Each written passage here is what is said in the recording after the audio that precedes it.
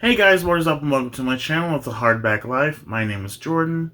Today we're going to be talking about none other than author Victoria Aveyard.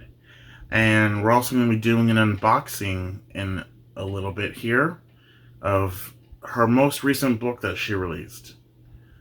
And that too much, I'm not going to say too much about that yet because I want to talk about Victoria Aveyard. Now, Victoria Aveyard, for a lot of people, is like kind of like V.E. Schwab, where she's like a hit or miss kind of author. Like maybe you like one book of hers, and then you dislike the next one. I don't know, it's just a toss up, and that was the case for me with the Red Queen series. The Red Queen series is her most well-known series because that's like the only series that's completed by her. Anyway, long story short, I did not love the Red Queen series. I read it. I think I read book 1 in 2016 because I think the first book came out in 2015. Anyway, yeah, they all came out within a year of each other. Book 1, 2015, Book 2, 2016, Book 3, 2017, and Book 4, 2018. I loved Red Queen, Book 1. I thought it was fantastic, and I love the characters. And yes, it's a little cliche because it's a story that's kind of been done before, or whatever. But I thought it was really good. I enjoyed it. I didn't know Red Queen is about a girl named Mare Barrow who is a red. She's red-blooded. And what that means is she has red blood coursing through her veins, and the other side, silver, have silver blood coursing through their veins. And the red people are the poor people, and the silvers are the rich, basically. And all the silvers have powers, and the red do not, or so we thought. And one day, Mare decides to get she gets caught in the middle of trying to rob a silver, and they have pity on her, I guess, and she ends up getting a job in the Silver Kingdom. And while she's there, a ceremony is going on, and Mare somehow exhibits her own abilities. And that surprises all the silvers. And so the royal family decides to cover it up by saying that, well, they cover it up and say that she was one of them after all. And it goes from there. And Mare ends up being a pawn in the royal family's little game that they have going. And it's just a whole book series of dangerous politics and basically whose side are you on and all that jazz. And like I said, I loved book 1. Book 1 was fantastic, and the ending left me shook. And yeah, like I said, I really enjoyed book 1, and I really liked the characters. Then we got to this piece of trash. And I'm sorry if you love the Red Queen series. This is just my opinion. Like I said, then we got to this piece of trash. Book 2, Glass Sword. I gave it a 2 out of 5 stars. Maybe 2.5. I did not like majority of the things that happened in this book. I thought some of the things were cool, but then I feel like it was kind of a slow book. Like, it took too long to get to certain points, and things that shouldn't have happened did happen, and it drove me crazy. And there's a point in this book, I'm not going to say too much. All I'm going to say is I remember this. I was in Barnes & Noble reading this book because I decided, you know what, I'm going to go to Barnes & Noble and read this, and maybe I'll pick up some books along the way. And I did. I bought some books, and then I decided to sit down and finish this once and for all. But I couldn't finish it because at a certain point in this book, something happened that made me tear up like crazy, and it also just made me super angry at the same time. I packed up my stuff, grabbed my books, and I literally shoved this book in my backpack, and I just walked out, obviously still crying. And people were looking at me because they noticed I was in tears, and they wanted to see what was wrong. But I was just gave them a face please don't talk to me. And yeah, if you've read this book, you know what happens that makes you want to shake your head. And maybe I'll reread this series and give a full spoiler, non-spoiler, and spoiler review. But yeah, this book pissed me off so much. And I didn't even care about the execution at this point with this book because it went to hell. Sorry. It went downhill. Then we have book 3, King's Cage. This book started off strong, and it was getting so good. And then, there's just a long period of time where the main character is stuck in a situation that she keeps trying to get herself out of, but it seems becoming very difficult. And that whole thing just gives me anxiety throughout the majority of this book. It gave me anxiety, and it just was frustrating me at the same time. And yeah, I couldn't think while reading this book properly. I just was getting so upset. And the ending, the last maybe 100 pages did save this book for me, but I still didn't love it. I liked it better than book 2, but still wasn't it. Then we got to book 4, Warstorm, which I had been waiting for this book. And when I started reading it, I was like, oh my gosh, this is getting so good. I love the characters again. And just everything that's happening. And then there are 2 main characters, if you know who I'm talking about, that drove me nuts for a good portion of the book because they were so freaking stubborn, and it just made me so angry. Neither of them would budge, and it was just you two were being freaking idiots. Go away. And then the ending was so anticlimactic. It just was really, Victoria? Really? Oh my gosh, I had such a difficult time with this series. Because, yeah, like I said, the ending was climactic, and just, I had such high hopes for this book to restore the greatness of book 1. And it just didn't. So, it's so much so to the point where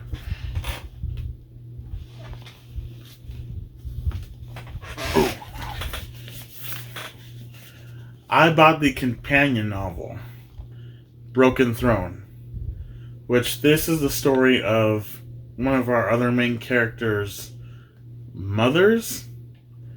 And she was mentioned so much in the book series that I really wanted to know all about her. And by the time I finished this, I just kind of didn't care, but I kept this anyway because I rarely buy companion novels or anything like that because I just usually don't care for side stories. But I chose to read this or to buy this, and I'm going to read it at some point. Um, I don't know when though, but yeah.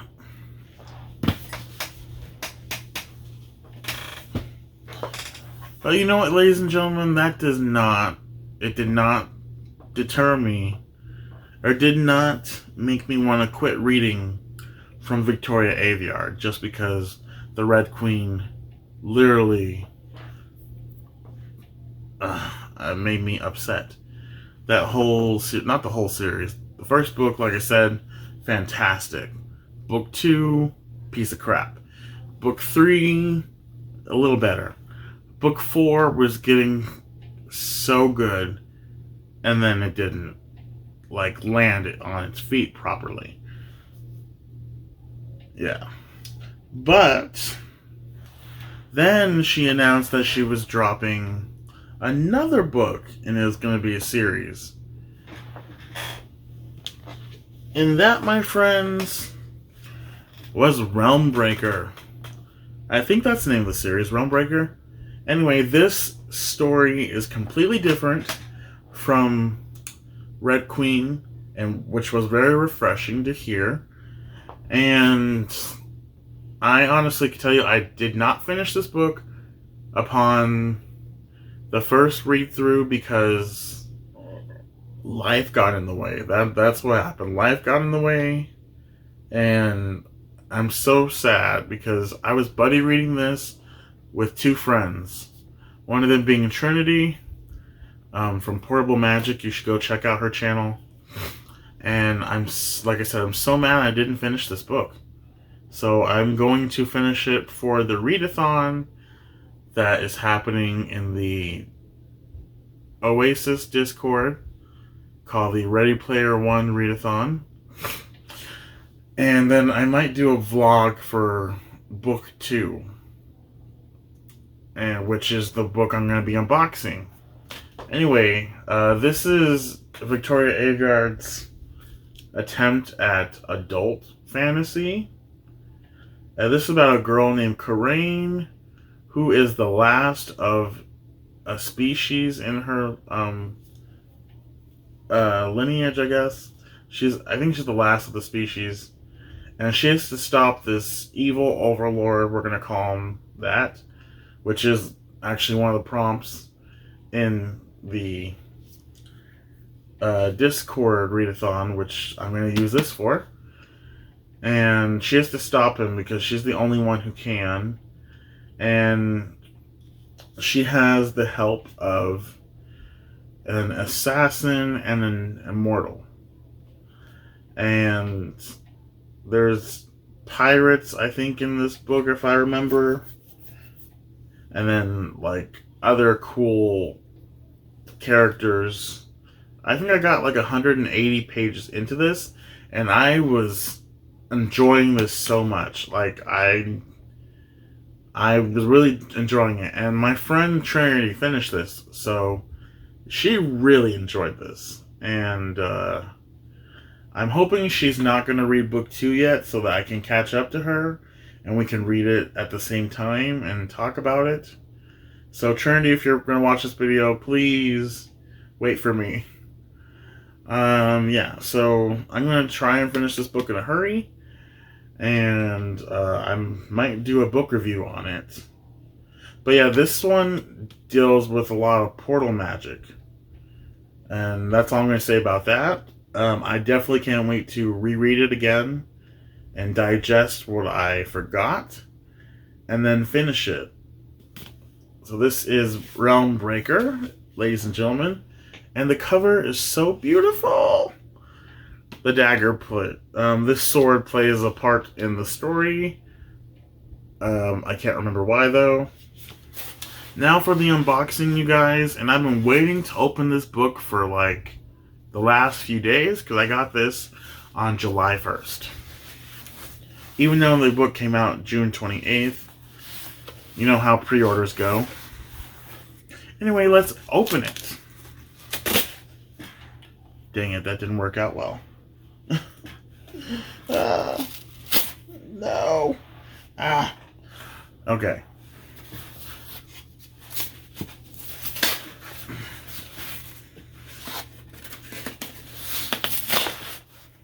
Oh.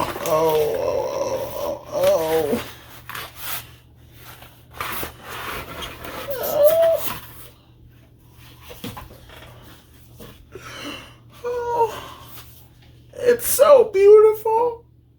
It's so beautiful, you guys. Oh my god. This is the sequel to Realm Breaker called Blade Breaker. Holy crap, it looks so beautiful. And I don't know if you can see via camera. It is like a bluish gray. It looks gray, I think, with the camera. But it is a bluish gray. And the cover is so beautiful. Oh my god. You guys, I can't wait to get to this one. How many pages is it? 500 and...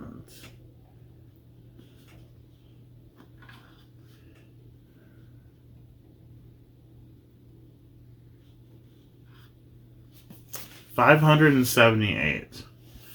Oh my god, you guys, look at this! I can't get over it. I'm gonna check how many pages book 1 is.